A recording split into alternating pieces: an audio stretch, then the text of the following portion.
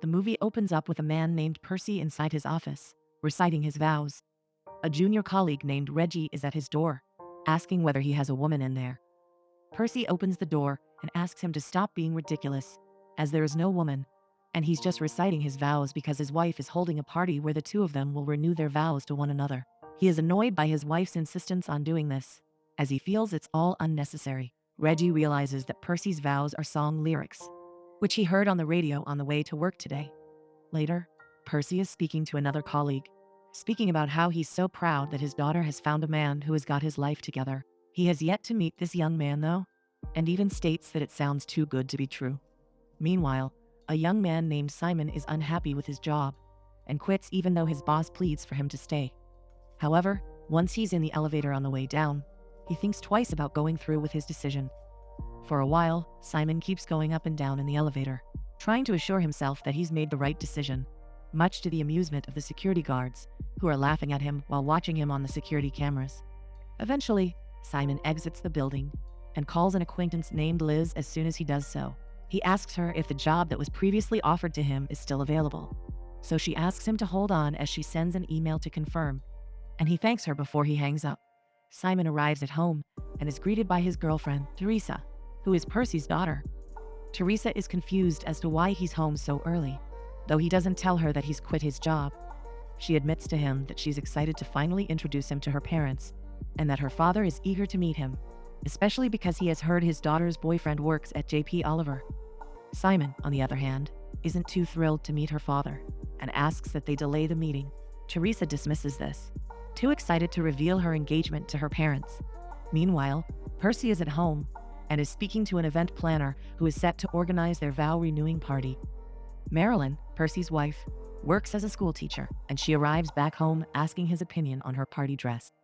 He reluctantly picks a dress, but questions why he has been left to organize the party, and Marilyn replies that she wants him to feel a part of the celebration. She goes on to inform him that their daughter and her partner will be at the party, and that she wants her husband to be nice to him. Percy states that he knows he is a good match for his daughter, and Marilyn immediately realizes that he pulled up Simon's credit report. In the taxi on the way to her parents' home, Simon admits to Teresa that he's good with mothers, but not fathers. She assures him that everything will be fine, and then Simon asks her if she's told her parents that he's a Caucasian man. Teresa doesn't answer the question, and Simon grows increasingly concerned. She continues to assure him that his ethnicity won't matter, but then even the taxi driver interjects, stating that it'll certainly matter. Once the couple arrives at their destination, they get out of the cab along with their driver. Percy confuses the driver, who is an African American, to be her daughter's partner and believes Simon is the cab driver. Teresa corrects her father, revealing that her partner is Simon. Percy says nothing but stares at Simon. Then, after he processes what has just happened, asks everyone to go back inside. In the kitchen, Percy voices his annoyance at his daughter for not telling them that her partner was a Caucasian man. He admits that he expected a man who looks like Denzel Washington to walk in, not someone who looks like Simon.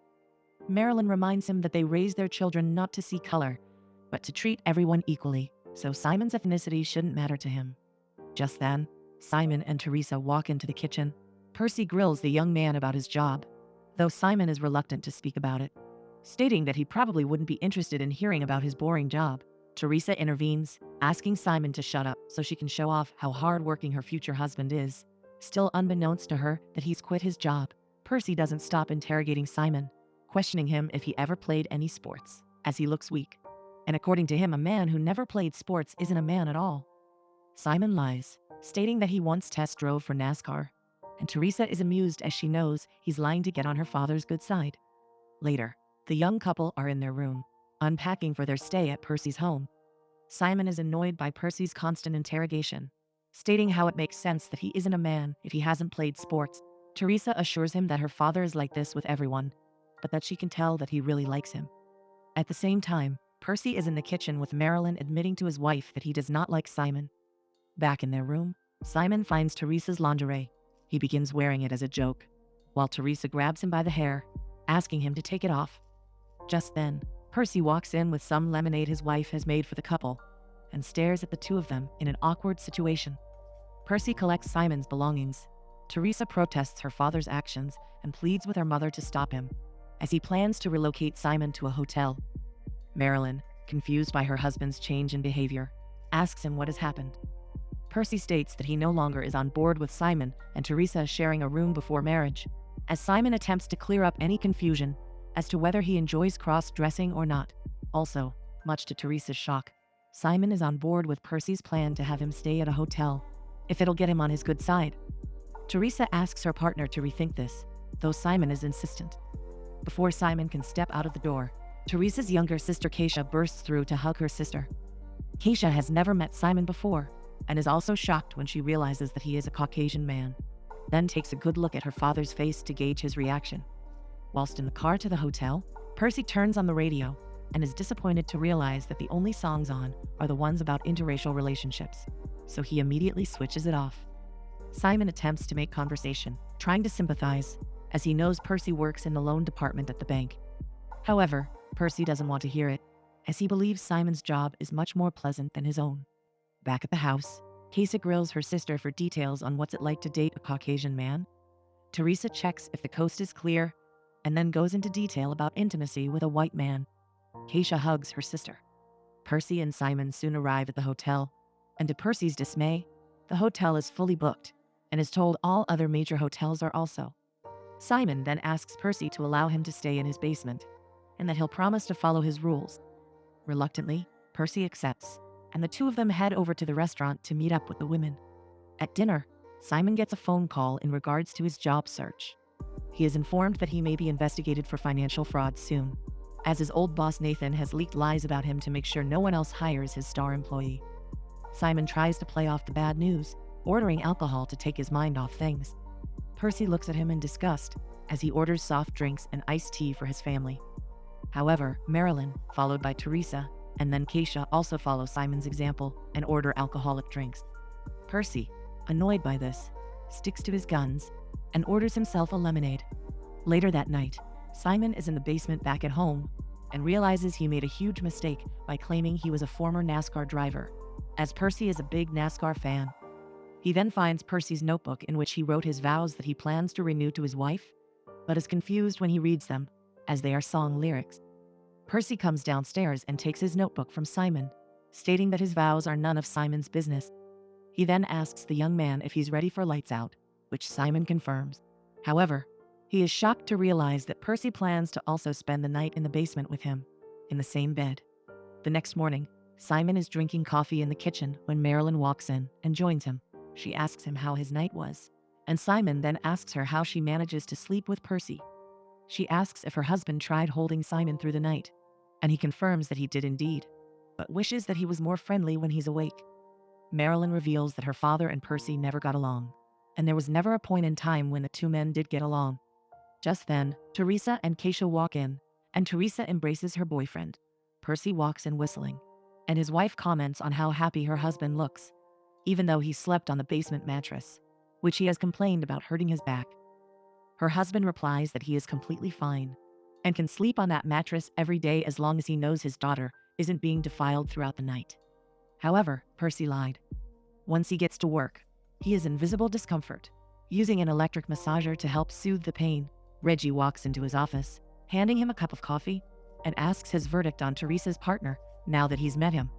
Again, Percy lies. He heavily exaggerates about Simon, informing Reggie that his daughter is dating a black man named Jamal, who graduated from Harvard and has pursued a career in medicine. Reggie is impressed, and as he massages Percy's back, Simon has come to Percy's workplace and is amused to see Percy getting his back massaged. Percy is informed that Simon is waiting for him, and Reggie believes that he is a friend of Teresa's, and that her partner Jamal wouldn't be happy about this. While Simon is waiting to meet Percy, he calls a former colleague at JP Oliver to ask if he can help him with something. His colleague seems reluctant, though Simon offers to pay him first thing on Monday if he can help. Just then, he is forced to hang up when he realizes Percy is standing behind him, who is confused as to why Simon has come to his place of work.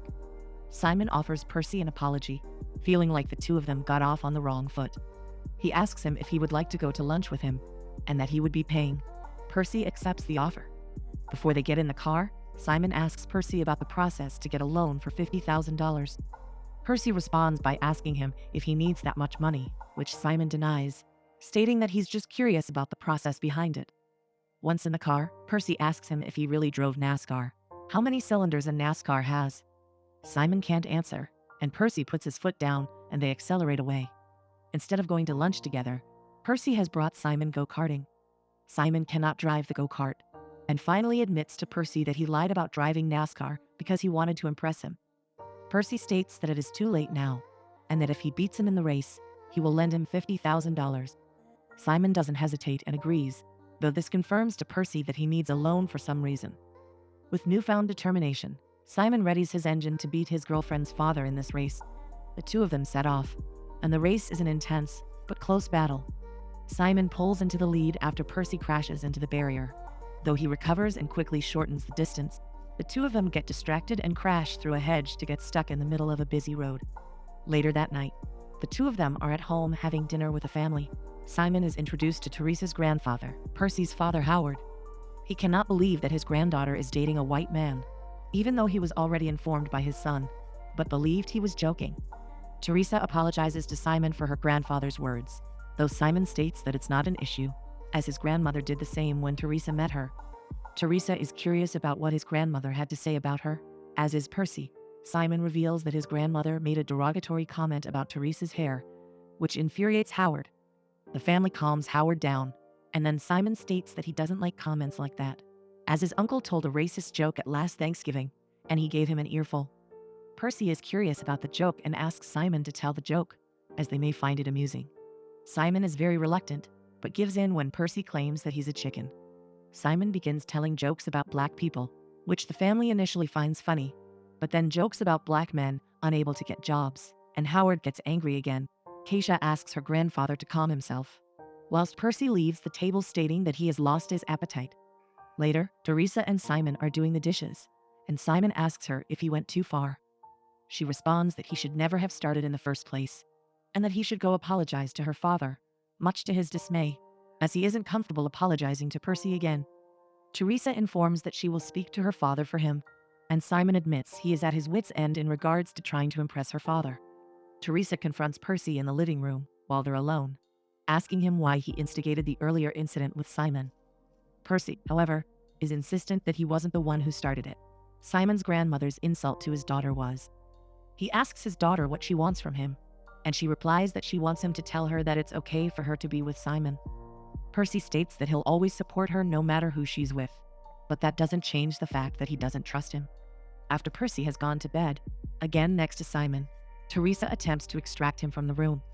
Simon is still wide awake, not being able to sleep due to Percy's disruptive snoring. Teresa comes to the basement window, asking him to meet her outside. However, he finds that the door has been locked by Percy. She then instructs him to make his way to the window, which he does and jumps out from it. Once outside, Teresa takes him to the spot where she had her first kiss and asks him to kiss her.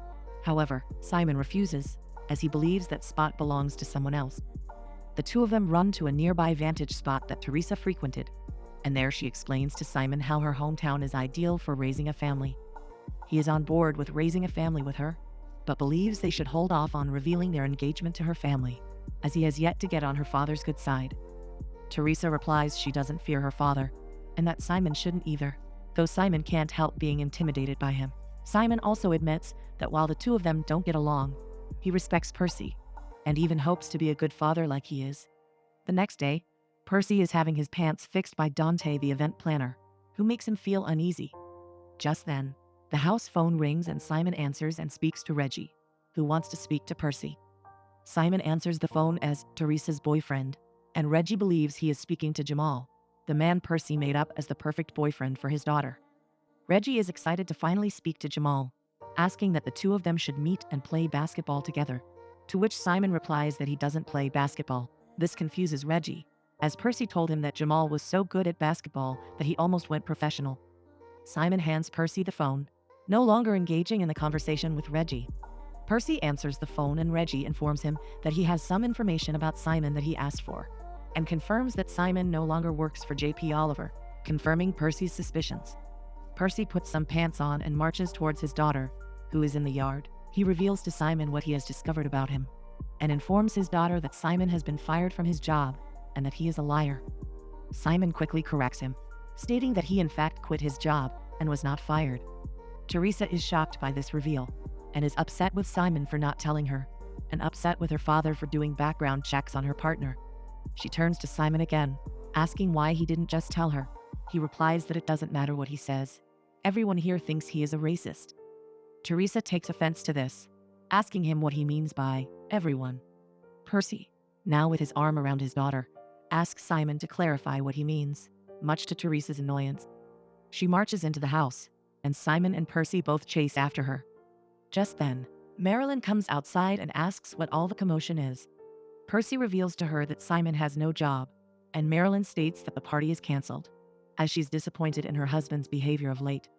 Simon, being petty, informs her that Percy had copied his vows from a book as well as song lyrics.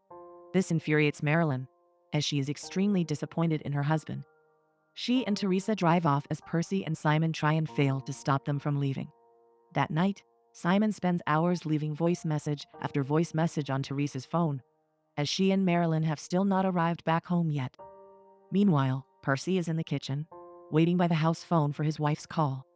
Percy eventually gives in and calls one of Marilyn's friends, Donna, to question whether she knows where his wife is. Donna answers his call, though informs him that she has no idea of where his wife is, although she is looking forward to the party tomorrow. However, both Marilyn and Teresa are indeed at Donna's, where they are having drinks with a group of Marilyn's friends. Teresa sees that her mother is drunk and pleads with her not to drink anymore and to head back home, where they can make up with their partners. Marilyn's friends disagree with this idea, advising the young woman to disregard Simon's missed calls and to let him dwell on his mistake of hiding his job situation longer. Back at the Jones residence, Simon comes into the living room to find Percy on his own watching football. He asks Percy if there is any alcohol in the house, which Percy denies, informing him that this is a Christian home. However, it doesn't take Simon long to find some alcohol in the kitchen, which makes Percy proclaim that his home is full of sinners.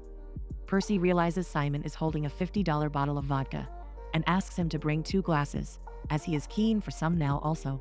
While the 2 men drink together, Percy asks Simon if he ever played football, which Simon denies. After finishing his drink, he declares that Simon will play football right now. The 2 of them spend the night playing indoor football with a cushion, which Percy wins, despite Simon trying his best. After that, Simon teaches him how to dance, stating that he learned from his mother, who had a dance studio. Percy then asks him what happened at his job, and Simon informs him that he quit after he had a difference of opinion with management. He then asks him how he and Teresa got together, as from his point of view, the 2 of them are total opposites. Simon replies that she makes him whole, that she may be his opposite, but that she's his other half. The next morning, the event planner Dante arrives to find Percy and Simon sleeping in the living room. Confused, he asks where Marilyn and Teresa are. Percy informs him that the women are upset with them and have gone to stay at a friend's house. Dante suggests the 2 of them go fetch their women, though Percy disagrees, stating that he isn't going to face a group of angry black women. Percy and Simon march over to Donna's home to ask both Marilyn and Teresa to come back home with them. When the 2 of them arrive, Percy confronts Marilyn and asks for some privacy from her friends, but they all reject his request, stating that whatever he has to say, he can say it in front of them. Percy walks over to his wife, gets on one knee, and states that she is his better half and that she completes him, taking inspiration from what Simon said about himself and Teresa last night. He goes on to inform Marilyn that last night was very hard for him and asks if she would marry him again, which she agrees to as the 2 of them embrace. Next, it's Simon's turn to apologize to Teresa, and he notes that Percy will be a tough act to follow, especially as he stole some of what Simon wanted to tell Teresa. Simon completely blows it, reciting the R&B song lyrics that Percy had initially written down as his wedding vows. Donna and the rest of the friends work themselves into a frenzy over this, and Marilyn instructs Teresa to take Simon inside so they can talk about their issues in private. Simon and Teresa go to Donna's front yard, where they're able to talk to one another in private. The 2 of them voice their frustrations at one another for lying and hiding things from the other. Simon for hiding the fact he quit his job, and Teresa for hiding her boyfriend's ethnicity from her parents. However, Simon is frustrated that she still hasn't forgiven him, and he is not happy. With anger in his voice, Simon states that he's been put through so much for her, yet she still could not be honest with her parents about him. Teresa doesn't appreciate Simon raising his voice at her, informing him that their engagement is off. He doesn't give in and marches off, as he replies that he is fine with her decision. Later, Teresa is with her father, fixing his tie as the two of them get ready for the vow renewal party. Percy realizes that his daughter is unhappy for some reason and asks her if anything is wrong. Teresa reveals to her father that she and Simon were planning on marriage and that they plan to reveal their engagement to everyone after the party, crying while telling her father this. She goes on to reveal how good Simon is at his job, and Percy can't understand why Simon quit in the first place. Teresa states that even though Simon's boss is his mentor, she doesn't believe he is a good man. She leaves the room, and as Percy is putting on his watch, he realizes something and runs to his car. Dante attempts to stop him, informing him that they're working on a tight schedule, though Percy ignores him and drives off. Percy arrives at the train station, where he finds Simon waiting for a later train. He reveals to Simon that he knows that he and Teresa planned on getting married, because nothing gets past him, though Simon knows that Teresa informed him of this. Simon asks how Percy has managed to stay married for 25 years, and the older man explains that it takes hard work. But what he needs to do right now is to show Teresa what he's made of. That evening, the vow renewal party is taking place, and Percy and Marilyn renew their vows to one another. Marilyn goes first, almost moving Percy to tears when she says that she loves him more now than she did when they first met. Percy holds it together for his turn. He informs Marilyn and the rest of the guests that he isn't a man of words, but action, and begins singing, which takes everyone by surprise. Before his song finishes, he passes over to Simon, whose appearance surprises everyone, especially Teresa. Dante has the music cut, as the young couple apologize to each other and embrace. The music starts up again and Percy introduces Simon as his future son-in-law, informing everyone that he is broke, unemployed, and white, but that he loves his daughter, and that is enough for him. Percy embraces Simon and finally welcomes him to the family.